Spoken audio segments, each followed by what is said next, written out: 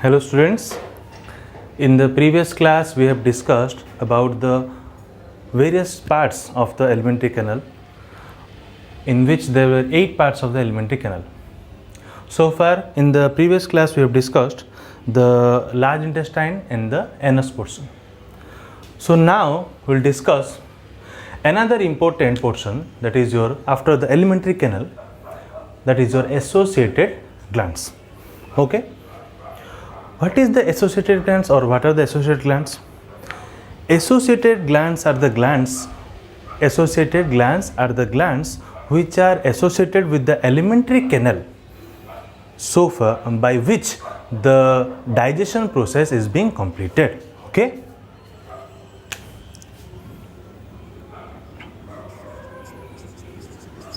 Associated glands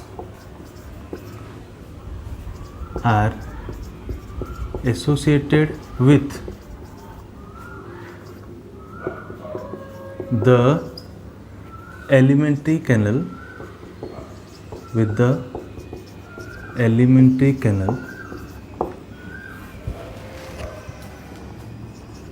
which helps in the process of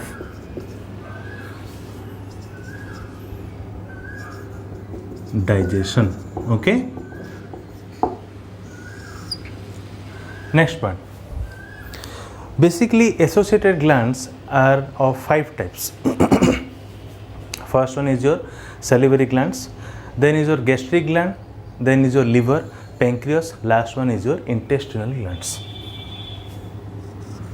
Associated glands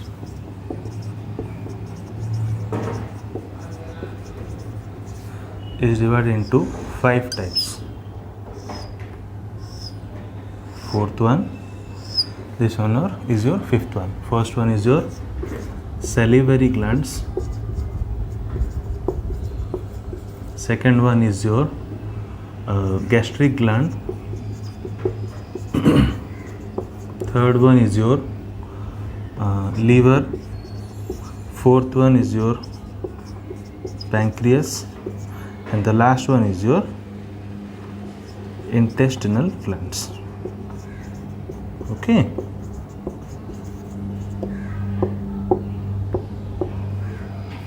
Okay. So the associated glands are the glands which are associated. Associated glands are the glands, or we can say simply associated glands are associated with the alimentary canal, which helps in the process of digestion. Okay. Alimentary canal means what? It consists of various organs in which the process of digestion takes place, but the associated glands secrete some secretion which helps in carrying out or taking further the process of digestion. Whereas in the associated glands we will discuss in detail the 5 associated glands. Those are the salivary glands, gastric glands, liver, pancreas, and the intestinal glands in detail. Okay. So today we'll discuss the salivary glands. Okay.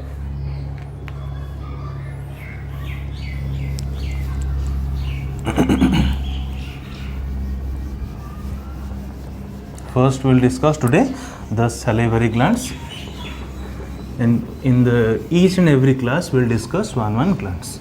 Okay.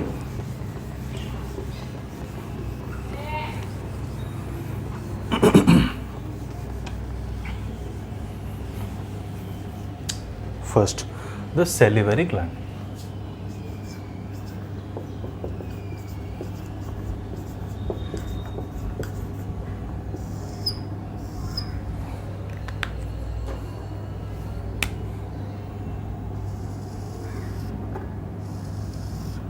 Okay.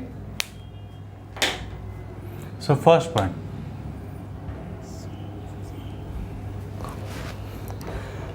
Salivary glands are generally situated in the oral cavity and are present in 3 pairs.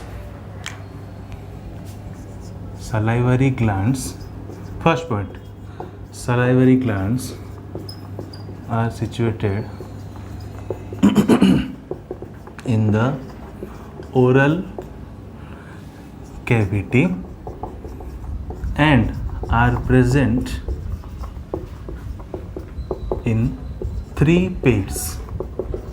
Okay, so what are they? First one is your a pair of parotid gland, second one is your a pair of sublingual gland, and third one is your a pair of submandibular gland. a pair of parotid gland, okay. Second one is your a pair of parotid gland, a pair of sublingual gland, and third one is your a pair of submandibular gland.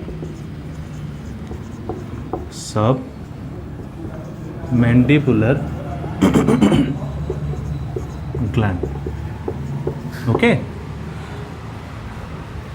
So, salivary glands are generally located or situated in the oral cavity, means in this portion, in the oral cavity, okay, and are present in 3 pairs, okay, a pair of parotid gland, a pair of sublingual gland, and other one a pair of submandibular gland. Please note down.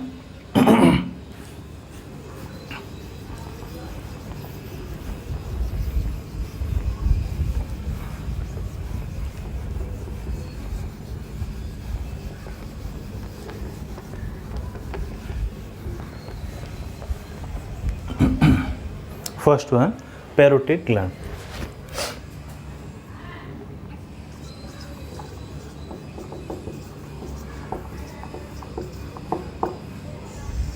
First point.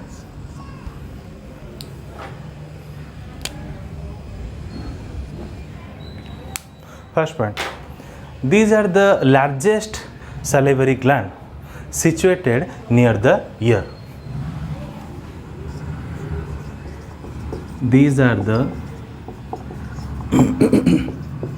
largest salivary gland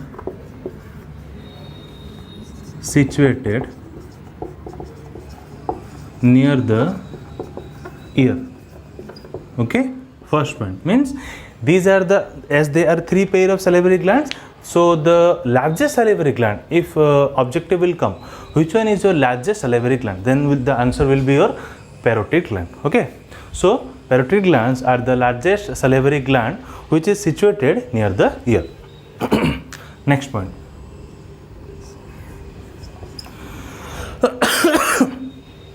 The gland opens through a duct. The glands opens through a duct known as Stenson's duct. The gland opens through a duct known as Stenson's duct. Stenson's duct. Okay. You should remember the term Stenson's duct. Okay. So the duct which opens through the gland which opens through a duct, the parotid gland which opens through a duct, the name of the duct is your Stenson's duct. Next, the duct opens into the second molar teeth. Okay, where the duct, the glands opens through a duct, where the duct is being opened, the duct opens into the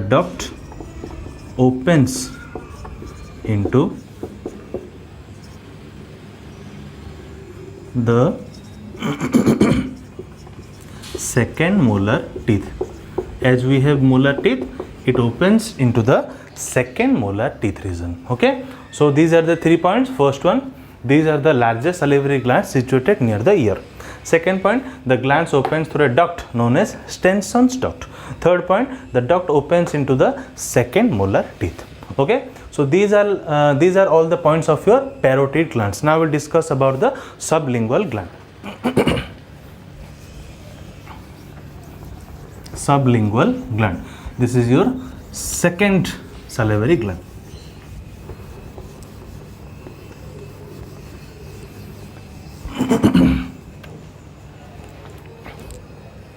Second one is your sublingual gland. Okay, first point, this is the smallest salivary gland situated, this is the smallest salivary gland situated beneath the tongue, means the tongue, beneath the tongue, tongue रो ठीक तले present था, है this is the smallest salivary gland present beneath the tongue. Okay, second point, the gland opens through a duct known as Rivinus duct, and the duct opens into the oral cavity. Okay, the duct which was present in the case of parotid gland was your Stenson's duct, but the duct present in the case of sublingual gland is your Rivinus duct, and the ducts opens into the oral cavity. The gland opens through a duct known as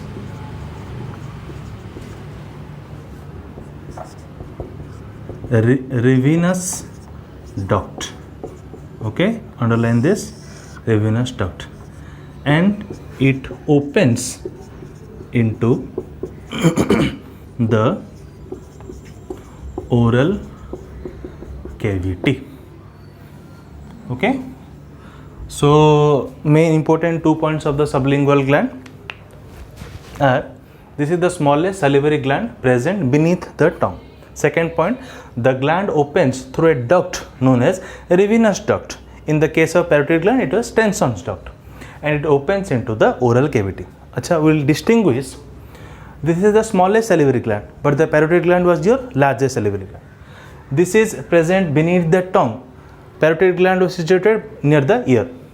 The glands opens through a duct known as Rivinus duct in the case of sublingual gland, but in the case of parotid gland it was Stenson's duct. Okay, it opens into the oral cavity, sublingual gland, but the parotid glands opens into the second molar teeth. Okay, now we'll see our third portion, that is your submaxillary gland. Submaxillary gland.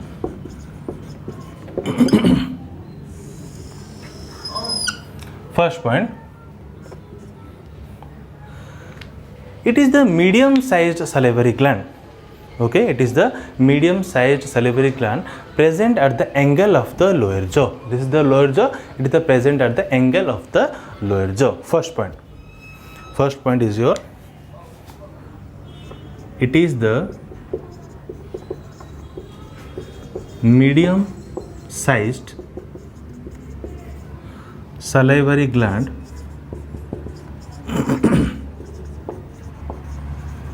situated at the angle of the lower jaw. Okay, we have upper jaw, lower jaw, it is situated at the angle of the lower jaw. Okay, second point, sorry, submandibular gland, sorry, third one is a submandibular gland. Submandibular gland. Okay, third point, the gland opens into through a duct known as Wharton's duct, and it opens into the oral cavity. The gland opens through a duct known as Wharton's duct. Wharton's duct. Okay, which opens into the oral cavity. Okay, one more point you can add, that the submandibular gland is also known as submaxillary gland. As I have written before, and I have erased and written the submandibular gland because I have told you the types as the submandibular gland. So I have written the submandibular gland, but submandibular gland is also known as the submaxillary gland. Okay. So the submandibular gland, it is the medium sized salivary gland situated at the angle of the lower jaw. Situated at the angle of the lower jaw. The gland opens through a duct known as Wharton's duct, okay, which opens into the oral cavity. Understood? So there are three pair of salivary gland. One is how you can distinguish. How you can distinguish? There are three pairs of gland: parotid, sublingual, submandibular. Okay, parotid is your largest gland. Sublingual gland is your smallest gland, and the submandibular gland is your medium sized gland. Then the parotid gland situated near the ear. Okay, the sublingual gland is situated near the beneath the tongue. It's situated beneath the tongue. Next, the submandibular gland is situated at the angle of the lower jaw. Next point. In the case of parotid gland, the glands opens through a duct known as Stenson's duct, whereas in case of the sublingual gland, it is Rivenous duct, whereas in case of the submandibular gland, it is known as the Wharton's duct. Okay. Last point, the ducts open into the second molar teeth in case of the parotid gland. The ducts opens into the oral cavity in case of the sublingual gland, and also in case of submandibular gland, the ducts opens into the oral cavity, whereas the submandibular gland is also known as the submaxillary gland. Okay, by distinguishing it, you can easily remember the salivary glands. Okay, now we'll discuss the composition of saliva and the function of saliva. Okay.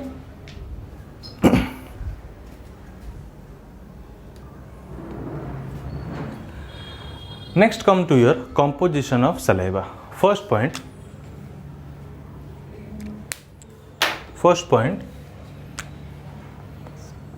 the water content is about 99.5%. Saliva consists of around 99.5% of water. First point, the water content is about 99.5%. Okay. Whereas the solid constituents is about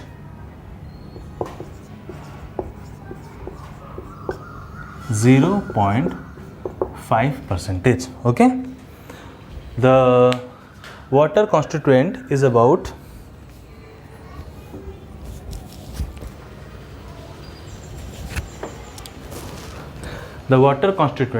content is about 99.5%, whereas the solid constituent is about 0.5%.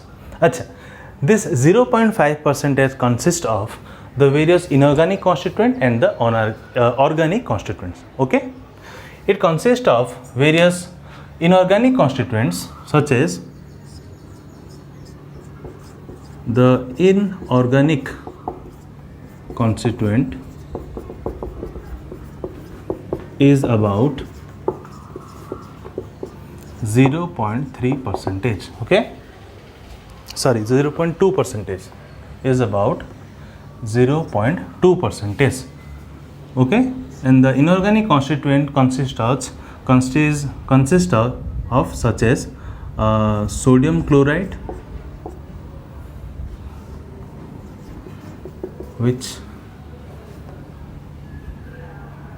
have sodium chloride, then potassium chloride, calcium carbonate, okay, etc. Or CaPO4 twice means calcium phosphate, okay, etc. So these are your inorganic constituent, which is around 0.2%, whereas the organic constituent is around 0.3%. Inorganic constituent, or we can write easily the inorganic salt also. Inorganic salt. Inorganic salt. Okay. Whereas the organic constituents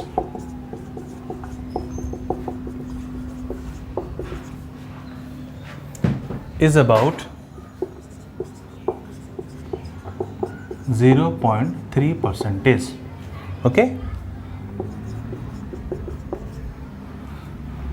which consists of enzymes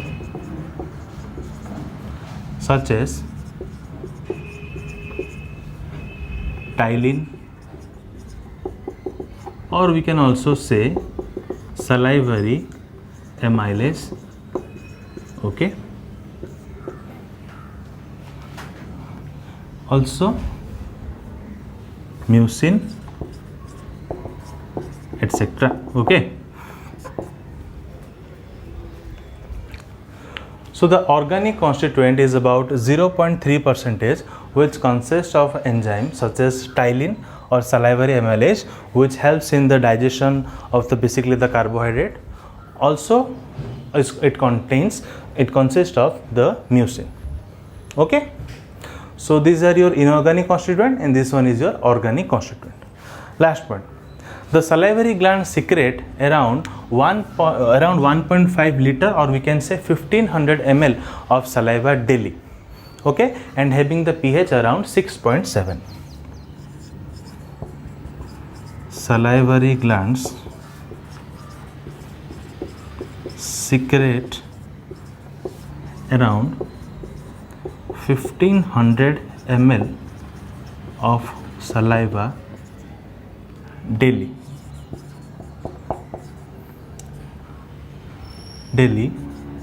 having the pH around 6.7. Okay, so these are your composition. Water content is about 99.5%, whereas the solid constituent is about 0.5%.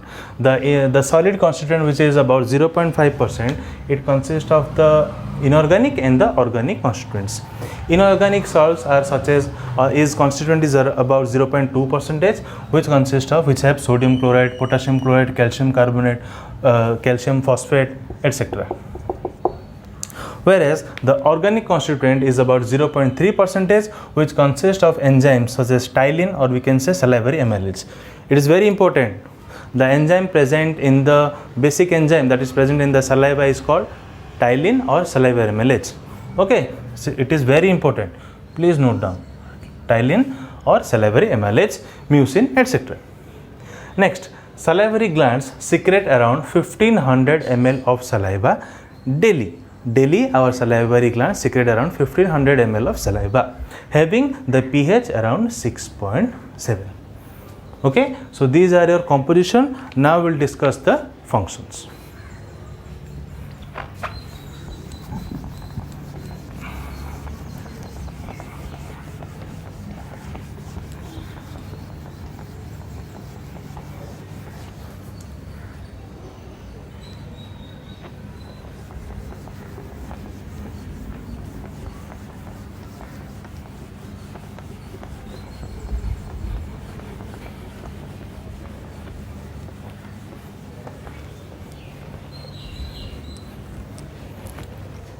Now come to the function of saliva. function of saliva. First point, it helps in keeping the mouth moist and also it helps in the speech making. It helps in keeping the mouth moist and also it helps in speech making.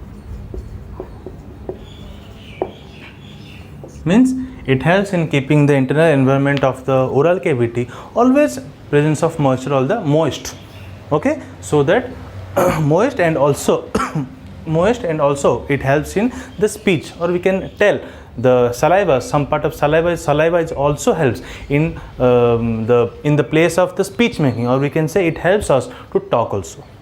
Okay, second point,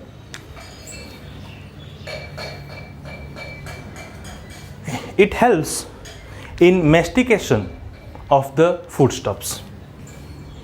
It helps during mastication of foodstuffs. Okay, means during the chewing of the food, it helps in thoroughly mixing of the food or chewing of the food, so that we can make the bolus like substance so that it can be easily swallowed. So the chewing of the food process can be easily carried out by the saliva, so that the food can be easily mixed in our oral cavity or the buccal cavity. Third point, it helps in giving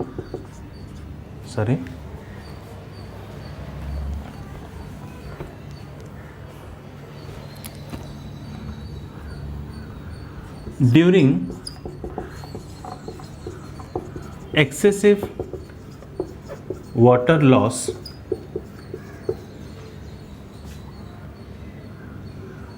saliva helps in keeping the environment, in keeping the mouth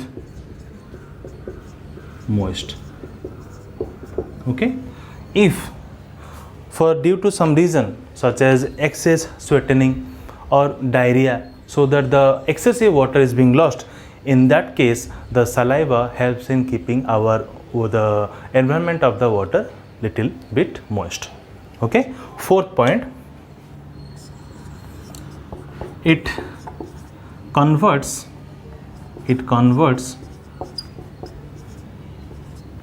starch into maltose. Okay, this is a part of the process of digestion of carbohydrate. We will read in detail in your first year the process of carbohydrate, digestion of carbohydrate, digestion of protein, digestion of fat. Okay, so the process of converting into starch into maltose, it is a part of process of the digestion of the carbohydrate. So in that case saliva helps in breaking down the starch into maltose, or we can say it converts starch into maltose. Your last point, saliva acts as a buffer. Buffer means what? Buffer means it is a chemical substance which helps in maintaining the pH of the solution. What may be its pH, whether more acidic environment it comes in contact to, or it comes in contact to the basic environment, but the solution's pH will never change, because due to the presence of buffer, so that it can adjust the pH, it can adjust the acidity, or it can adjust the basic nature. So we can say saliva act as a buffer. What are the constituents that are present in the saliva which helps in acting the saliva as a buffer? So many constituents are present, such as bicarbonate, mucin, which eventually helps them, or the phosphate which eventually help the saliva to act as a buffer. Okay, so these are your 5 important points. First point, it helps in keeping the mouth moist. Okay, and also it eventually helps in the speech formation or the speech making. Second one, it helps during the mastication of the foodstuff, so that the food can be easily chewed and the masticated, and it can be easily swallowed by the form of the bolus. Third point, due to excessive the water loss during the sweating or the diarrhea, the water and the moist nature of the mouth is being maintained by the saliva. Okay. The fourth point is, it converts starch into maltose, means it is a part of the process of digestion of carbohydrate. It convert or break down the starch into maltose. Last point, saliva also act as a buffer, means it is a buffer, means buffer is a chemical substance which helps in maintaining the pH of the solution. Okay, the presence of the bicarbonate, the phosphate and the mucin helps the saliva to act as a buffer. So this is all about our today's class. In next class, we will discuss our next associated gland, that is your gastric gland. Thank you. And your assignment for today is to write in detail the saliva, the types of saliva. Okay, the saliva is, where is the salivary glands located, the types of salivary glands, then the parotid gland, sublingual gland and the submaxillary gland. Then you have to write the composition of the saliva and the function of the saliva. So this is your assignment for today. So this is all about today's class. In the next class, as I have told we will discuss our next associated gland, that is your gastric gland. Thank you.